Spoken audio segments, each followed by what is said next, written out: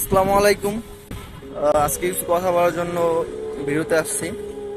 তো কথাগুলো হচ্ছে, ভারত আমাদের কোনো আগাম বার্তা না দিয়ে তাদের ফারাক্কা বাঁধ ছেড়ে দিয়েছে, যার কারণে আমাদের বাংলাদেশের অসংখ্য জেলা পানিতে প্লাবিত হয়েছে। তাদের এই আচরণ, এই যে প্রতিহিংসার যে আচরণটা আমরা বুঝতে পারতাছি, অনুভব করতে পারতাছি, এটা প্রাকৃতিক না রাজনৈতিক, এটা অবশ্য সবাই ভালো করে বুঝতে পারতেছেন। আমরা ভারতকে বয়কটের ডাক দিতেছি সবাই। আপনারা সবাই ভারতের বয়কটের ডাক দিন।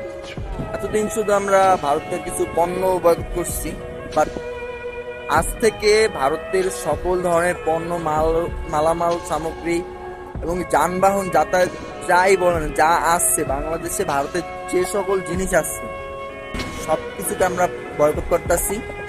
তো আপনারা সবাই রুখে দাঁড়ান। তো ভালো থাকবেন।